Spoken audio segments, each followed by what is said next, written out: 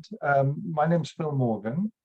I've been asked to chair this webinar, a very exciting webinar. This is the first time that we've actually been in the forest. This webinar is being conducted in Germany. We have Hinrich Bärwald has very kindly offered to host this webinar. And Hinrich is in the car waiting to drive into the forest with two other people. One of them is the owner of the forest, Holger Weinauge, and also with, sorry, I've got my paperwork, with Christian Hinrich, who is also Albrecht. Heinrich. Sorry. Albrecht. Heinrich. Christian Albrecht. Thank you. There we are. Thank you for the correction. Yes, we are going to be heading off in a moment. But first of all, thank you to our three hosts.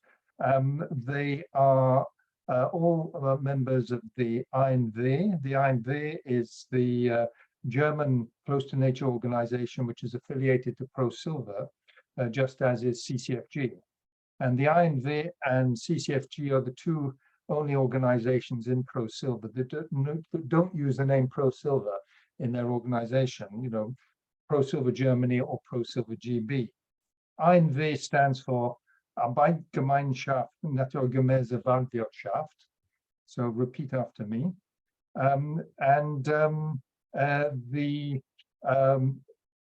We are now going to be going into the forest of Kalebsburg, that is the property of Holge, and we'll explain a little bit, our hosts are going to explain a little bit about how that came about. But it's in Mecklenburg-Western Pomerania, which is in the old east part of Germany. And I was fortunate enough to visit the forest at Kalebsburg in 2013, when we went to look at the forest in order to see whether it would be eligible for joining the AFI. The AFI, again, is another an acronym that needs explanation. It's the Association Fichte et Régulière. I'm easier with the French than I am with the German. So there is a AFI research stand in Kalebsburg. So enough about that. Just want a couple of things that I need to say. This webinar is being recorded and can be accessed at a later date by those who've missed it, unfortunately, but also for those who want to watch it again. Questions can be posted in the chat room at any time. I will then ask the hosts the questions during the question and answer session. So without further ado, Hinrich, it's over to you. Yes, hello, thank you very much. Hello to Scotland. Hello. Here are my friends with the red cap. This is Holger Weinauge, the forest owner, and Christian Albrecht is a friend of us and also the chairman of the German or the Mecklenburg-Western Pomeranian ANW group. And now we will start going in the forest. So I changed the direction of the camera and we can start going in the forest.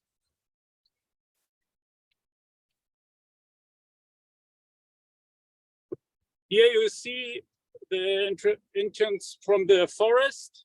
It is a broadleaf forest. Mainly growing are here beech, sycamore, and also oak. And we have also some needle trees. These needle trees are larch, spruce, and fir. And we will have the first stop very close to an old fir, Abies alba stand, where we will talk about the nature regeneration. And Polly, I ask you please to show picture number 7. This 7. Okay. Sorry, I did the wrong way. We go the next. Polly, can you please show the picture number 7, that everybody gets an idea where we are?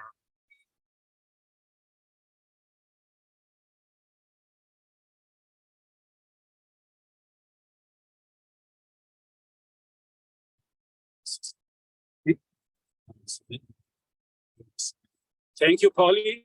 Here you can see where we are located. In the general information for this webinar, there's also a link where you directly can see the location where we are.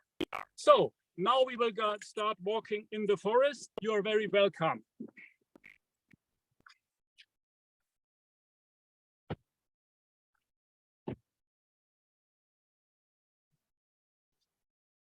Holger, the forest owner, thank you that we can go in your forest, Holger. He will show us first the nature regeneration of the Abies alba. Holger, please go.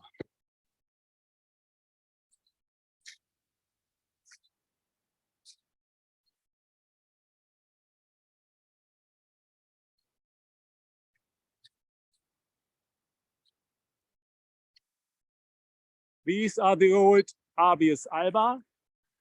I hope everybody can understand me because I have no reaction directly.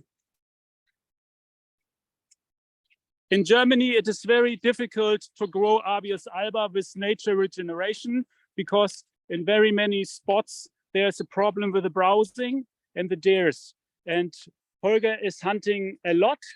And that means that he makes it possible that nature regeneration is possible everywhere in the forest. Not only the Abies alba that can you see here, but also sycamore and also beech trees. Yes, I asked Holger what he wants us to tell here. Hello, Holger. Hello. I invited you in a back to native forest. Ich spreche jetzt Deutsch. Ja. Ja. Wir stehen hier vor einer Fläche, die sich permanent verjüngt. Jedes Jahr sind hier 200.000 Pflanzen neu. Every year, 200 plants will be new, and this place here is regeneration by nature per hectare. 200 plants only by nature regeneration every year. Das schaffen wir, weil der Wald kühl ist. This is possible because he has a very special climate in the forest. It's very cool, and this is very very important that we have permanent forest, and every time it is cool. Weil Photosynthese die gesamten 30 Metern stattfindet, hier und weiter oben. Because we have different steps in the forest, in the stands, everywhere are leaves, so we have everywhere photosynthetic. Weil wir viel Totholz haben. And we have a lot of death wood, and we have also lying death wood, as you can see here a little bit, but we will see also some bigger trees later. Down in the background, you see some dead wood, and we have also standing dead wood. Weil wir eine hohe Photosynthese haben. We did that. Das hast du schon gesagt, eine hohe Biodiversität. And also the reason that we have very good nature regeneration is biodiversity we have. It's a very high biodiversity in this forest. That's because we are very lucky from the ice age. We have very good soils here. And so we have enough nutrients for every trees. Und wir schaffen das, weil wir unzerstörte Böden haben. And a very... Also völlig unzerstörte Böden, yes, ohne Befahrung. And we have no destroyed soils, and there's no cars, and for example, no trucks, and no forwarders driving everywhere, only on tracks. And also they use horses. There, Polly, I would like you to give the picture number 17. Ah, okay. Yes.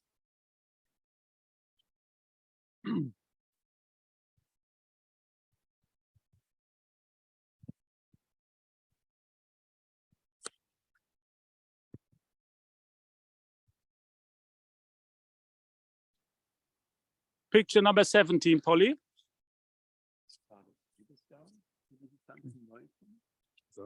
Wir gehen gleich mal weiter. Ne? Ja.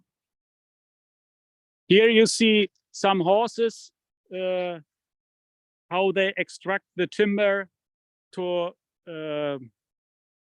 take care for the soil.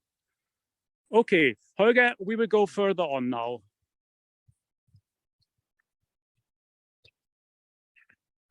We will leave now the Abies alba stand, and I will show you the very big trees who gave the seeds for the very, very nice nature regeneration.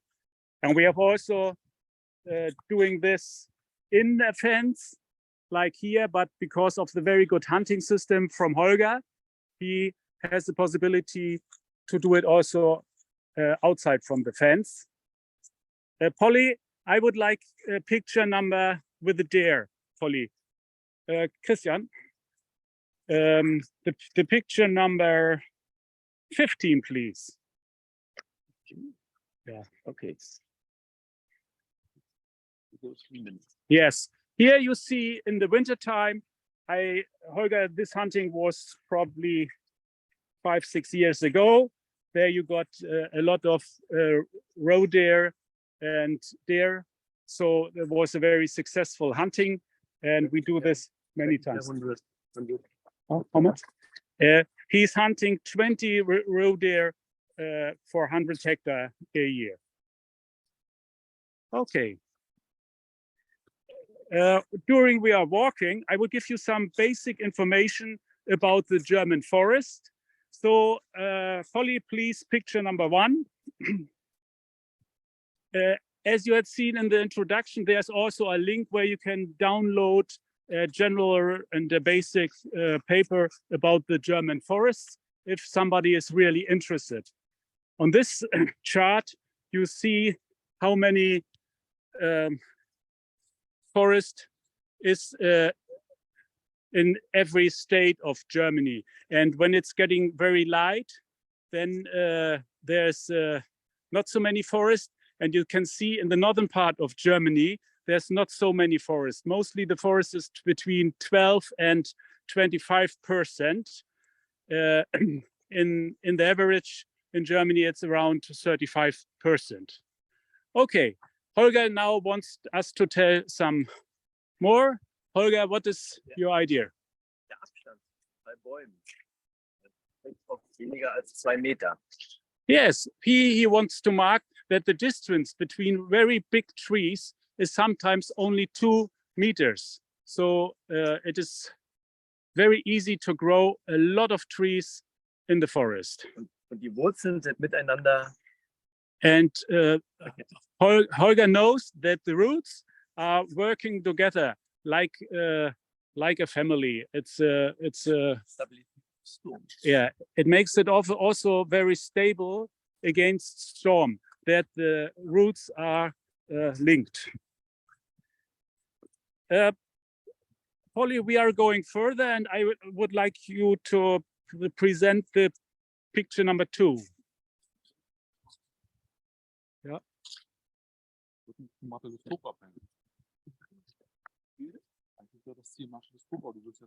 Ihr müsst auf die Uhr mal im Griff haben. Ich hätte noch mal so einen Alpenbaum direkt mal angegangen. Wir haben noch 10 Minuten. Ne? Ja. Ja. 15:30, ne? Yes, thank you, Polly, for this picture. Here you have the basic numbers from the German forest, and compared with the forest from Mecklenburg-Western Pomerania. The whole area, forest area in Germany are 11.4 million hectares, and in Mecklenburg-Western Pomerania we have 0.558 million hectares. And there you can see that the difference also, the whole German area is 32%, and in Mecklenburg-Western Pomerania, it's only 24%. And if you talk how many forest is for a person, in the average in Germany, for every person, we have 80 million people. It's 0.4 hectare, and in Mecklenburg-Western Pomerania, it's double. It's 0.35 hectare.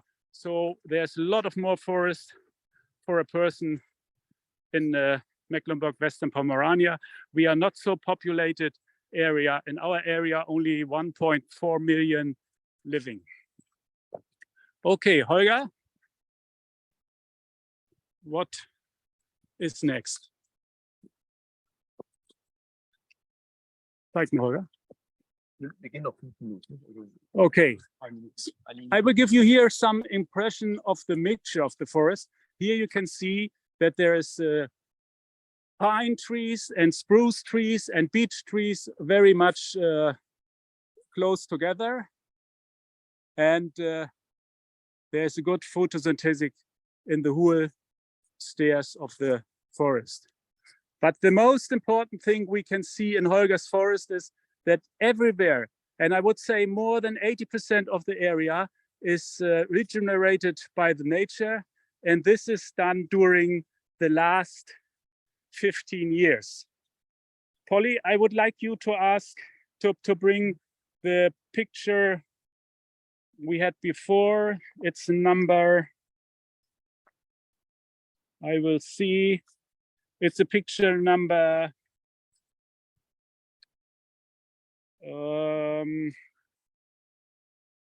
11.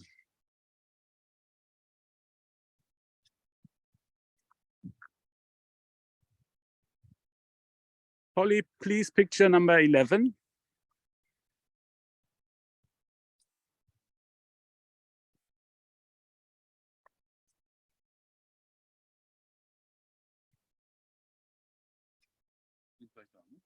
Da kommen schon die ersten Fragen.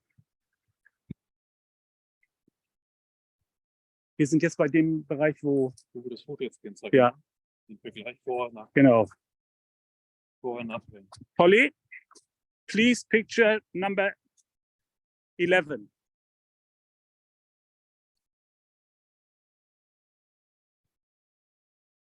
Here you see the picture how Holger got the forest in 2005 when he started with his management system.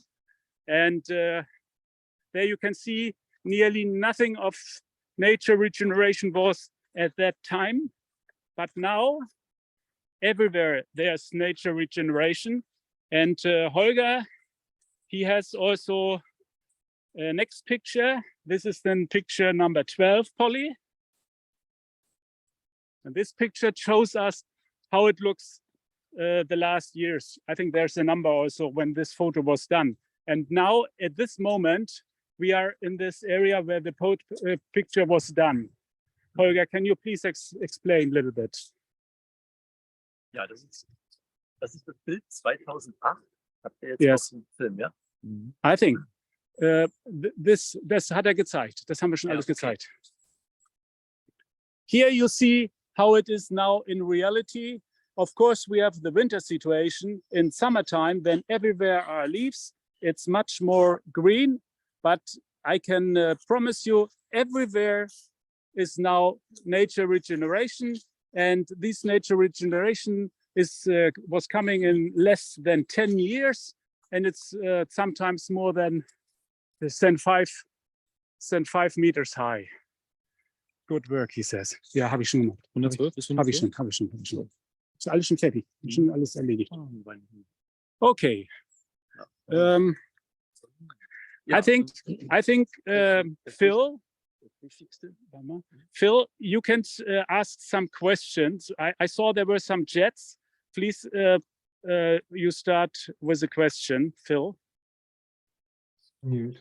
Right, thank you. Right, well, thank you, all of you, Hinrich, Holger, and Christian, for showing us around the forest and also having these very important photographs. You know, I see the photograph that we have at the moment. It's all green natural regeneration, whereas you're standing there in the winter. So without that photograph, I don't think we would understand just how rich the regeneration is. Okay. And it's fantastic for you to have shown that first photograph where there was no regeneration at all when Holger first bought first acquired the forest. I think it would be, I don't know if you intend to, Hinrich, to explain a little bit about the circumstances of how Holger became the owner of the forest. I think it would be useful for the listeners, to have an idea of how that came about. Yes. Okay. Probably I will just start with that, Phil. In the year 1998, there was a German reunification, and after the Second World War, every landlord and every person who had more than 100 hectares has to give this to the state back in the east part of Germany. And after the reunification, there was a special law by the state that it is possible to get this for a cheap price back. And because Holger was a citizen, also as Christian from East Germany, he were allowed to buy this forest for a good price.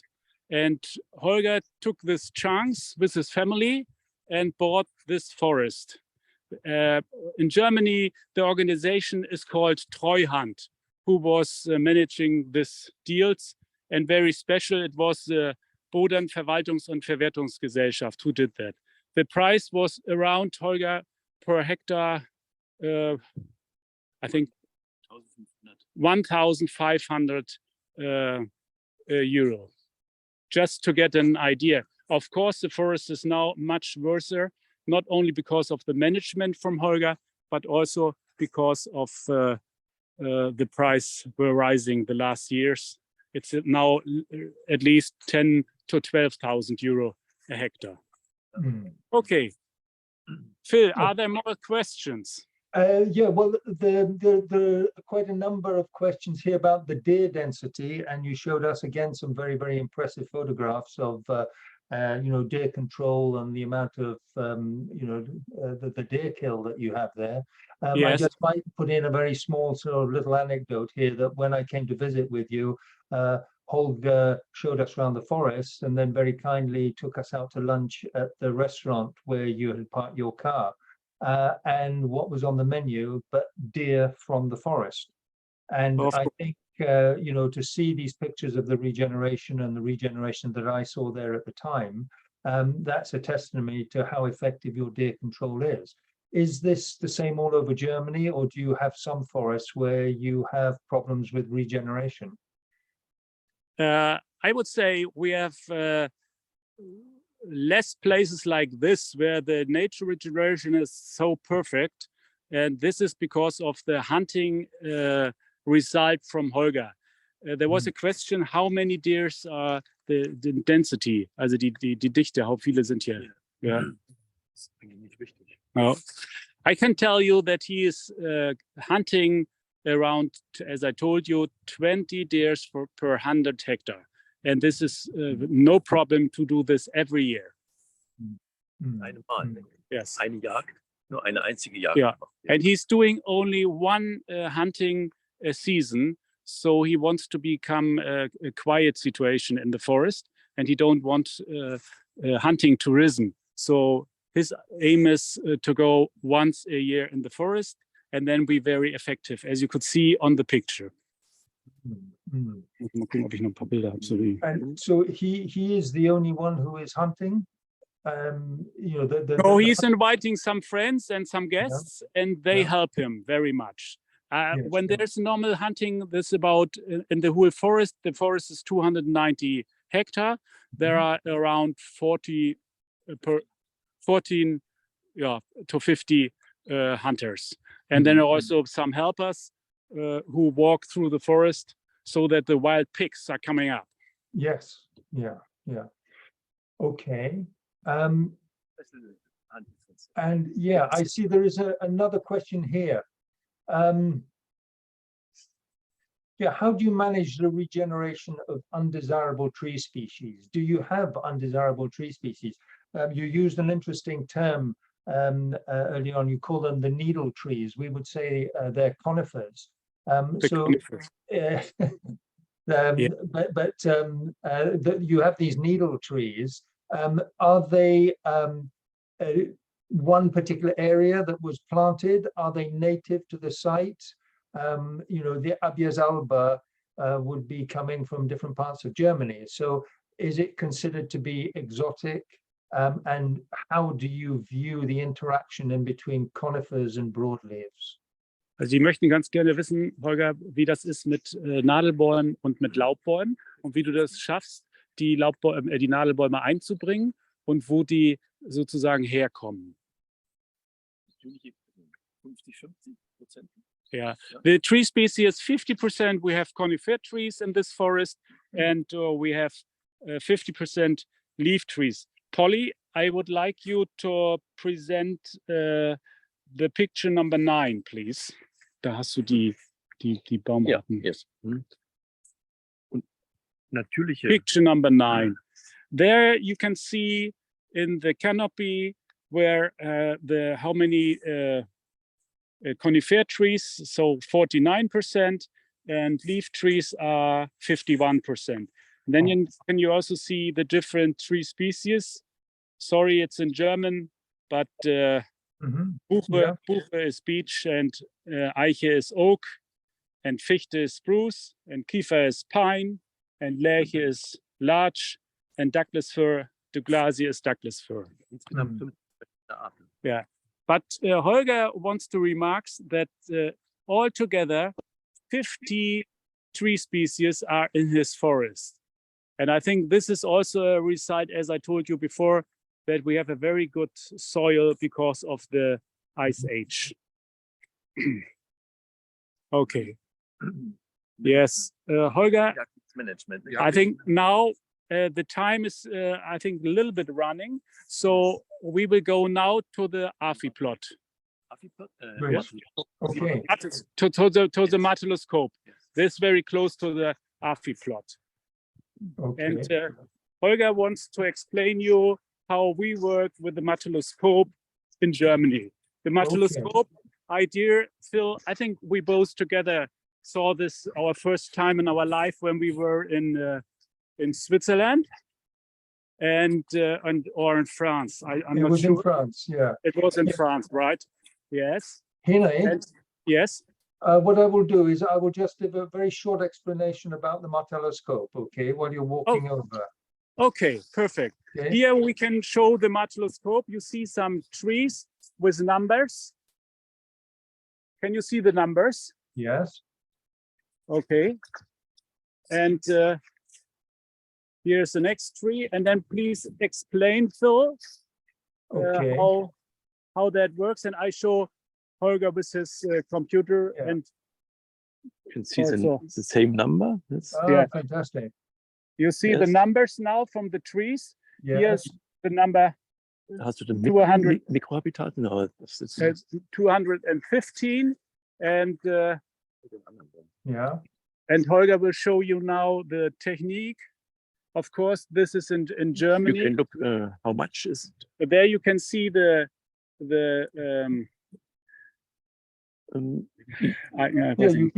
that's right. The quality and the volume the of the tree. The price per. And also how much it is worth in timber price, so that you get the economic point of the tree. Okay, and then Holger? Yes, we go further. Phil, you just can give some general information in English from marteloscope. There we are. Thank you, Hinrich. The marteloscope is something that was developed in both France and Germany simultaneously.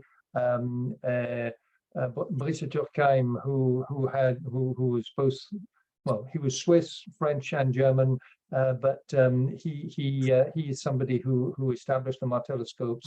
But it's Max Bruch-Jamaki who developed the whole idea. It's a 1 hectare plot where all the trees are measured and plotted, and Holger demonstrated how that data can then be put onto a tablet, it's the marteloscope is a training plot where people can come in, select trees, and then the software will tell the trainee what the consequences of the selection are. And so if you want to optimize different aspects, financial returns or biodiversity, all these things here can be highlighted and explained so that you have an understanding of what the selection is. Over to you, Hinrich. And you can Yes, here's now the ecological value of these trees.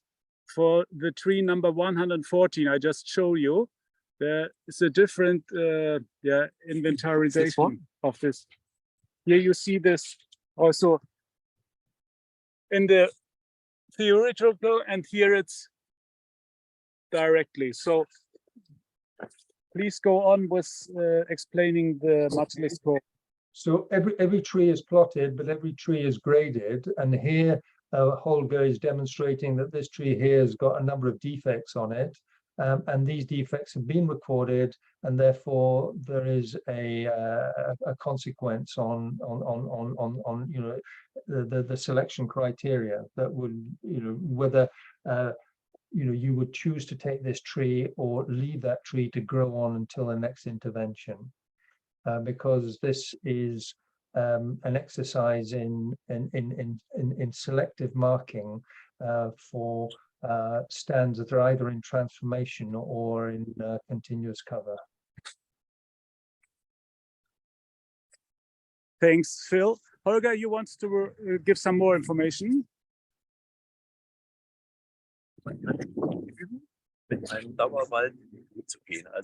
Yes, this marteloscope helps us to get an idea how to manage permanent forest, and you can make a kind of virtual thinning, that you take out some trees and then you can tell us how much is the economic effect to the management, and also how important or how is the effect to the ecological situation. And yes, Holger uses this for groups coming in his forest, and in cutting this trees, 1, 2, 3, and you can look of the result. Yes. Yes. So you can see the results, what you are doing. And this is a very good method from the pedagogical point to show how it works in the forest. So yes, I think this is enough to get a little bit for a marteloscope. Or do you have some more questions? Because we are now in the marteloscope, so. Okay. I can't see any questions about the marteloscope. Here we go. CCFG to everyone. It's called a marteloscope. Yeah. No, I've got some other more silvicultural questions, so maybe I could ask these. Okay. Are you happy with the current species mixture of canopy trees? Okay. And are you attempting to change this by prioritizing certain species in the thinning or in the selection? Okay, I have to ask this in German, Holger. Holger, bist du einverstanden mit deiner Baumartenmischung in deinem Wald, oder hast du vor, da noch was zu wechseln? Da müsstest du auf ein kleines Klimawandel eingehen. Ist es annähernd perfekt? He really likes his mixture in his forest. He thinks it's really perfect, but weil die Temperatur steigen, bringen wir Baumarten ein, die mit mehr Hitze auskommen. Because of the climate change, he is interested to introduce more trees, and therefore I want you, Polly, please picture number 14. Okay.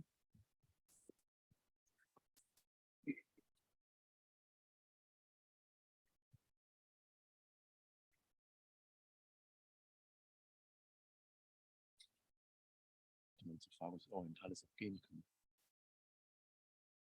können. Können wir da hingehen? Ja, wir können jetzt einfach weitergehen. Ja. Okay, here we have now picture number 14, and this picture shows us the migration of the Abies alba. And Holger has different excursions done to different European countries, and so he got the information that Abies alba from Calabria is a very with a very good variation of genetic. The genetic variation is interesting for his forest. So he got seeds from Italy and planted these trees in his forest. So he wants to bring some different genetic also in his forest. But he's also experimenting with Fagus orientalis. This is a beech growing in Turkey, and it's growing on the south rim from Black Sea. Okay, well, this is For these trees, for these beech trees, 40 degrees, a very heat summertime, 40 degrees is no problem. So he wants to introduce these trees also. And then he has also done some different experiments. Holger, which trees you brought in your forest? Can you please give the Latin names? Welche Bäume noch? Ja. Also, Pizia, Pomiana. ja, also Bornmüllertanne, Abies bornmülleriana, Abies bornmülleriana. Abies equitroiani, Trojatanne. Trojatanne, Abies trojani. Abies equitroiani. Equitroiani. Ja. Tulpenbaum. Luriodendron tullifera. Ja. Walnuss. Blacknut. Schwarznuss, also Juglans nigra. Ja, das reicht eigentlich. Also. Yes, these are, for example, trees which Holger introduced in his forest to get a better variety against the climate change. And also Quercus castanifolia. Quercus castanifolia, he also brought in his forest. right. Okay, so yeah, and I understand that these are trees which have origins in the south, and you are bringing them further north, anticipating climate change. You were talking about, you know, the Italian or the Calabrian silver fir that withstands temperatures of 40 degrees. So you're anticipating climate change and increases in temperature, no doubt. Yes.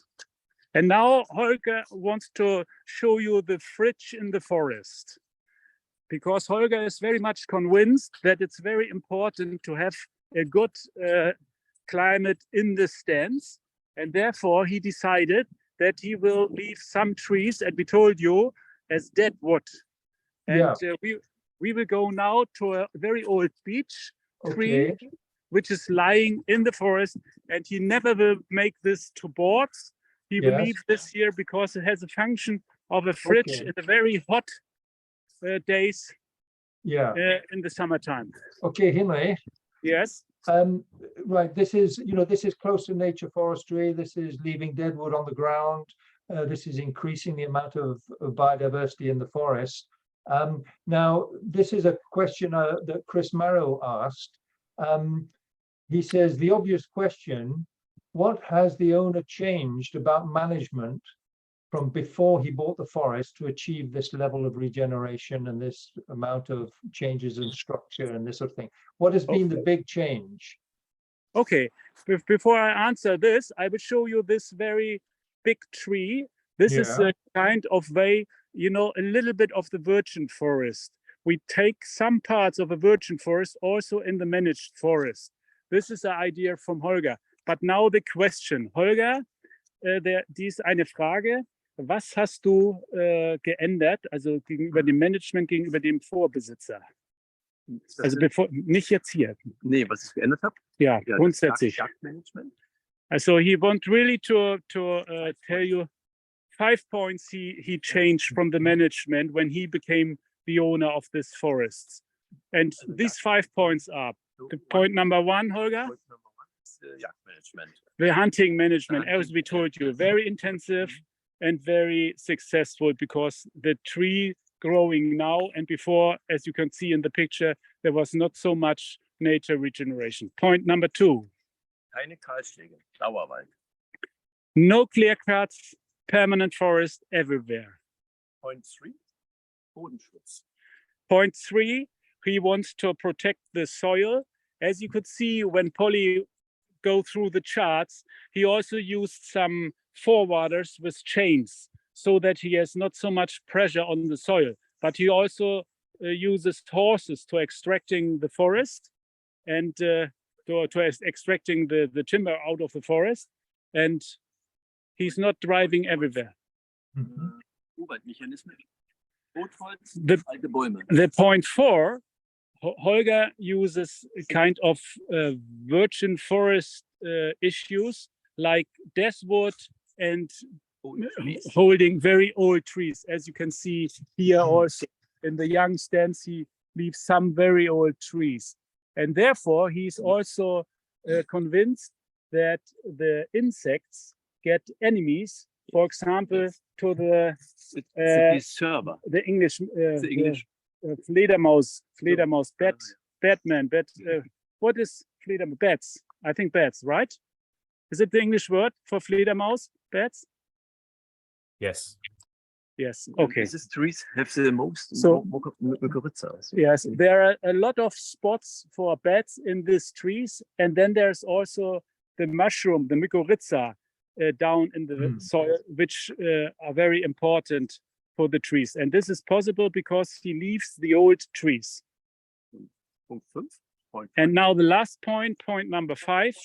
Arten, die mehr Hitze vertragen. Also Abies alba, Fagus orientalis. Yeah, to work with trees which are more resistible against climate change. New trees. Mm.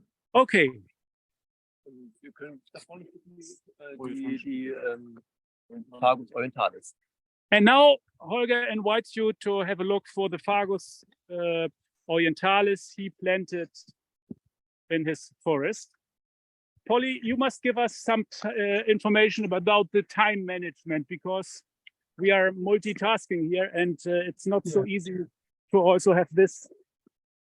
Hinrich, Yes, we've changed the format a little bit because you are rambling through the forest, and because you're coming to different stops where I'm posing the questions that I'm reading in the chat room here.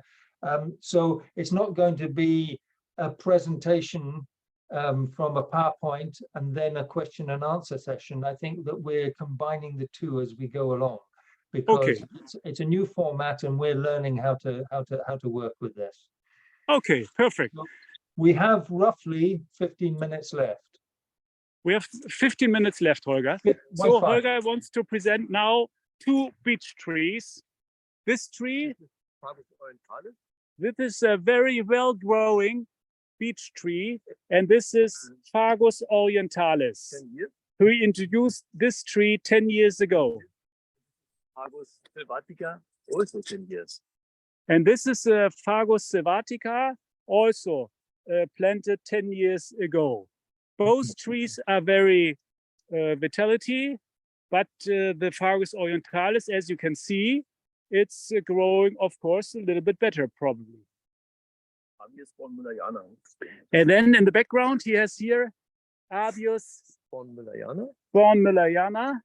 and Picea orientalis. And as we told you also, he introduced Picea orientalis. You can see this tree here. Das ist eine Waldgesellschaft in der Türkei. In Turkey, it's a forest society, and these trees are growing together. And because in Turkey it's hotter than here, we hope that these trees will give us a chance to have trees also in forest also in 100 years here. Okay. Yeah, it's the same forest society than in the Alps. Yeah. Okay. I have a question here, Lee. Yes. To do with your enrichment planting. These trees here do not have a local seed source, so you have to buy the seed and you have to plant them in the nursery and you have to put them in the forest. Okay, we call that enrichment. And as you're demonstrating that you're doing this in a response to climate change, you're wanting to introduce species that grow further south and then bring them up into your part of the world. Now, every one of those species there has different characteristics. You have the Picea and you have the Abies, and the Abies you can grow in very dark conditions, and the Picea you need more light conditions. Where do you decide to put the different species, and do you want them to make associations with some of the native trees that are growing there? I will ask Holger. Holger, die Frage von Phil ist, nach welchen Gesichtspunkten du das entscheidest, wo du welche Bäume einbringst und welche ein bisschen mehr Licht brauchen, ein bisschen weniger. Und wie kommst du zu den ganz konkreten Standorten, wo du die Bäume pflanzt? Ja, weil ich, Now the answer from Holger. also ich kenne die Ökologie der Bäume sehr genau. Holger is very well informed about the ecological characteristics of these trees. Und genau zu denselben Parametern pflanze ich die. And he's looking in his forest for this ecological spots where things that the trees can go. For example, a tree who needs light, of course, he plants where where light is in the forest. Or shadow. Or shadow. If you need a shadow tree, then you go in a place where you have a canopy. Okay. In your mind, how do you know? Does he do this in an intuitive way? Does he look at the canopy? Does he look for a hole? Does he look for fewer trees per hectare, or is he actually doing this by measuring the basal area? No. How is this done? Holger, du wirst nicht den Bestockungsgrad messen und dann technokratisch rangehen, sondern mehr empirisch. Genau. He's going on an empiric way. How he's looking for the the climate inside the stands, and then he knows, okay, I can plant here or I don't. Exactly. Yeah.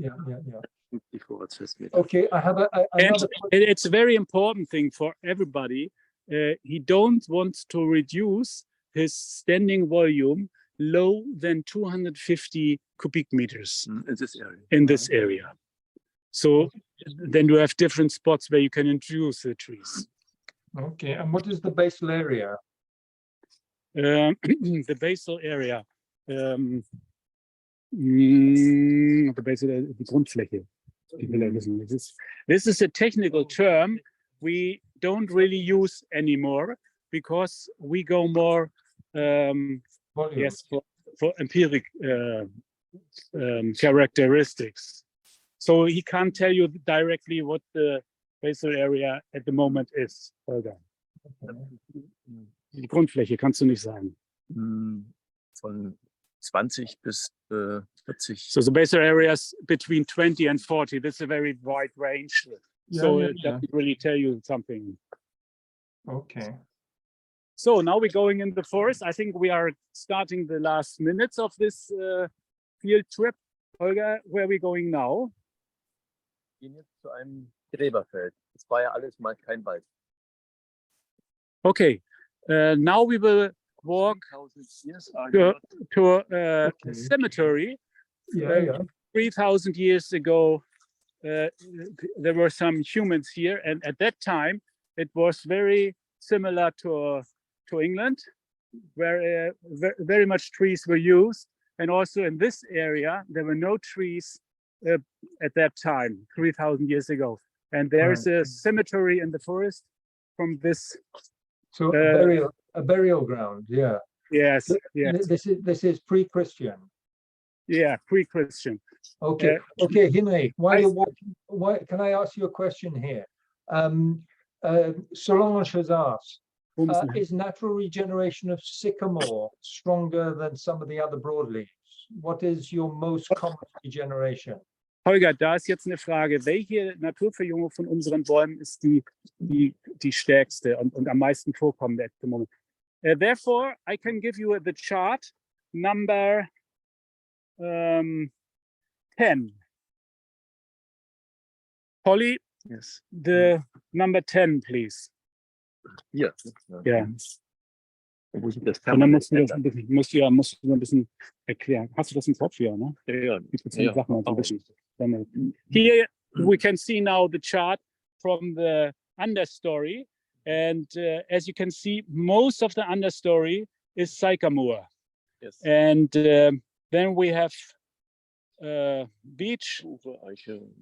oak, and only a little bit of needle trees.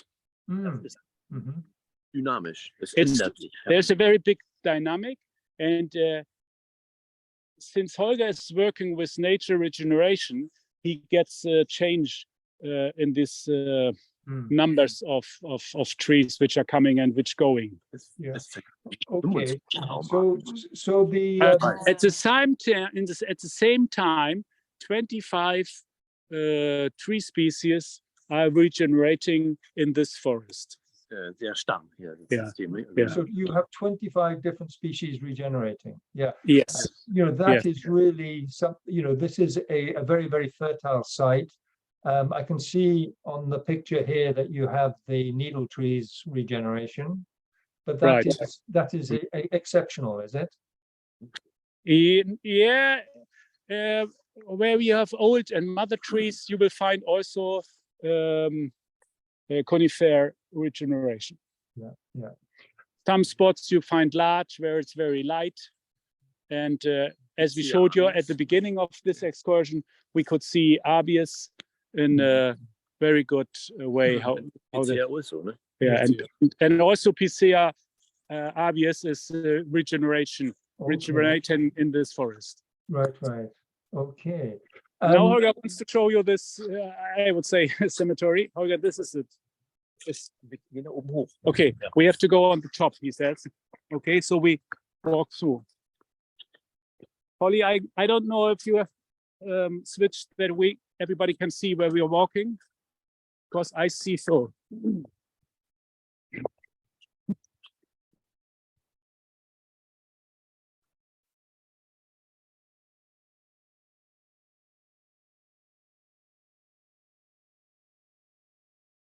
Here you see a hunting stand, which is used in Holger's forest.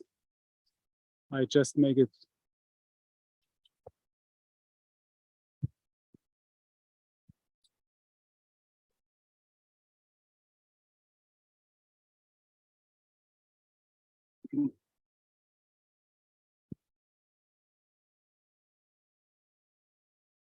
You see a lot of lying dead wood.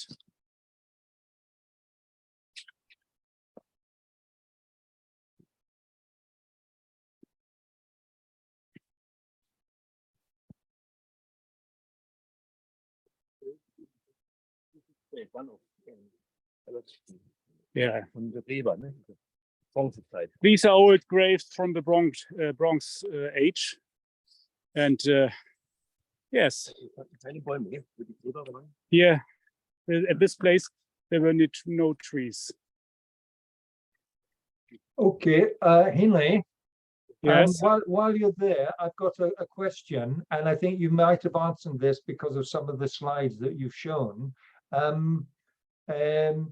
You know, what sort of a relationship does Holger have with the local contractors? Does he have people who come back every time, or is it that he wants a horse logger on one occasion and he wants some more appropriate machinery somewhere else? How does that work in your part Holger, of Germany? deine Unternehmer, du arbeitest mit Stammarbeitern. Yes, he tries to have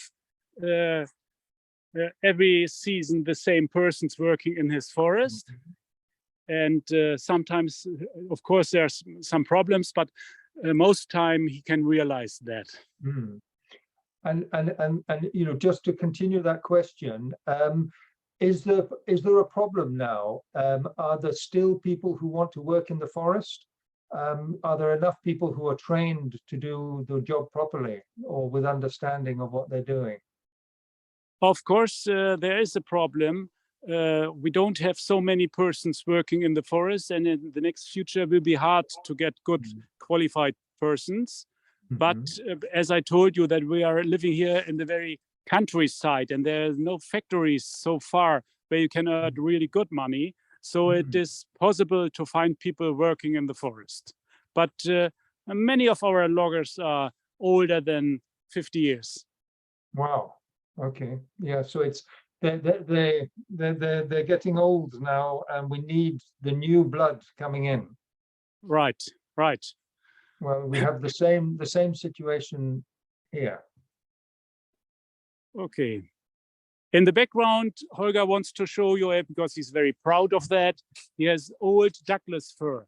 This forest is very close to our castle, and the forester of this castle has planted this Douglas I think 70, 80, 90 years ago.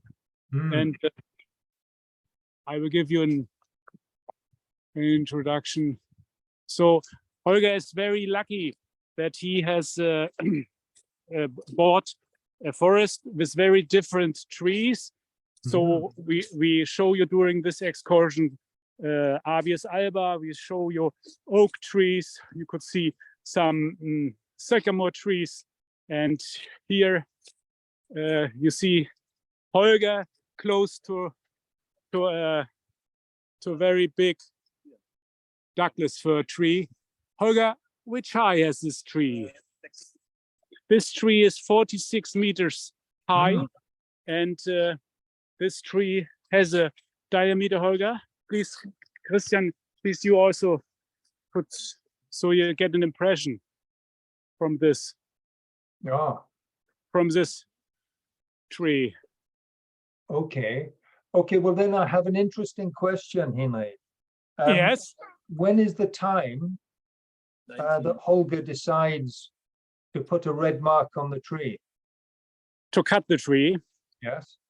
Holger, wann ist die Zeit, dass du einen Baum erntest? Erntest gar nicht. Yes. Old trees, haben wir gesagt. Also alte Bäume sind wichtig. Ich ernte etwas dünnere. This tree he will leave in the forest because he's convinced that it's important, as he told you, also to have old dying trees in his forest. Sind die Okay. Server. And is that tree going to be providing seed for next generation of trees? Yes, so providing seed, and he says these are the servers. I don't understand, or I don't, because why are the servers? The computer server. Like a computer server, it's a heart Yes. of the It's forest. the same. Okay. And this is the same, he said, in the new way. Doch, ich ernte Douglasie. Yeah. Also he's cutting, of course, also Douglas trees, but he also is convinced, for example, 10% of the very old trees to leave them in the forest forever. 10 bis 30% der alten, 10 bis 30% der alten Bäume lassen wir dauerhaft stehen. 10 to 30% of the old trees they leave in the forest forever. Right. Okay. Yeah. This is For the next 1,000 years. this is what we call virgin forest concept in Holger's management forest. Und deswegen ist der Wald gesund. And this is the reason why the forest is so healthy. And may I also add to that, Hinrich, is that that 10% is throughout the whole forest. It's not in one little zone. It's not a concession that you're making. It's actually helping with the structure of the forest. And even though you are, in economic terms, sacrificing that tree because it's not going to generate money by being cut down, is providing all sorts of other benefits as well. And it's maybe increasing the productivity of the 90% that you've left behind, that you're working with. That's it. That's a multi-purpose forestry management. What we are looking for.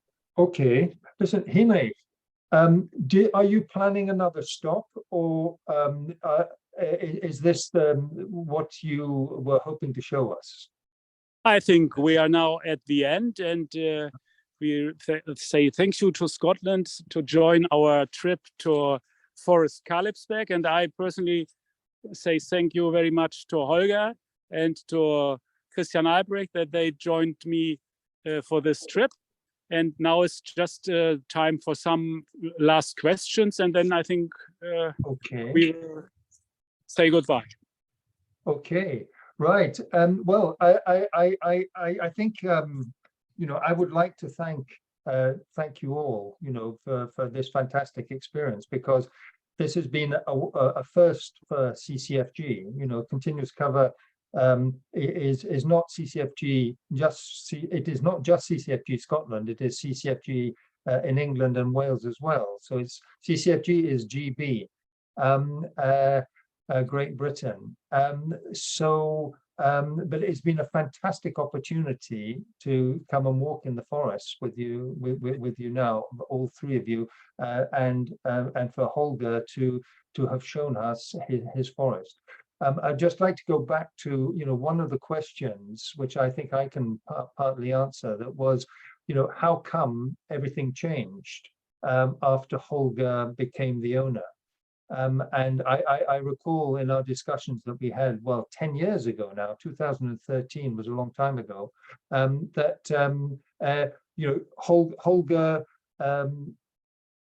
bought the forest at a time when there was this opportunity, because it was after the reunification. But all the same, it was a big sacrifice. He had to find funds for doing this. So he wanted to, in fact, decapitalize the forest a certain amount, but always wanting to maintain the permanent cover, the continuous cover. And it's that decapitalization, that very reduction in the basal area, that reduction in the volume, which allowed this regeneration to take place. And I remember very well, Holger showing me a picture of just the leaf litter in this mass of green regeneration, and that to me really demonstrated that you have to have a dynamic forest. You can't have something which is simply growing in volume. You have to be intervening all the time, and all the things that you've been showing us this afternoon, this afternoon, is is demonstrating that structure is working, that you have this regeneration, and the regeneration is growing into larger trees as you take out the bigger trees. Every time you take a tree out, you improve the quality of the stand. So it's a fantastic example of what can be done. And I think it's a testament to Kalebsburg, to that particular forest, a very fertile, very dynamic place. And you have a fantastic example of what continuous cover can do. Yes, you're right. And Holger, he really wants to pronounce that he wants to make money with his forest, and he's forced to make money. So when he says 1 or 3 or some trees I left in the forest, that means that he find also a way to have this, I'm looking for some words. So he want to have a continuous money, and he wants to leave some trees for some purposes in the forest, but also he wants to have, has also to give some money to the bank, of course, and for years. So we are not playing here in the forest, it's real economic effect what we're doing, as you told us. Yeah, he says his ecological way is his economic success. Yes, that's continuous cover is continuous income. Yes, right. I would ask Polly. I will give Polly the email address from Holger, and the persons are looking for this webinar and wants to talk to Holger or give him some ideas or would like to say things. They can give a small reaction to this email. Polly will give this around the participants. Okay. Right. So I think we are at the end, and Holger will say goodbye, and Christian also. And I think that was from Germany. Bye-bye. Thank you, Hinrich. Thank you. Thank you all. Thank you, all three of you. Vielen Dank. Bye-bye. Auf Wiedersehen. Bye.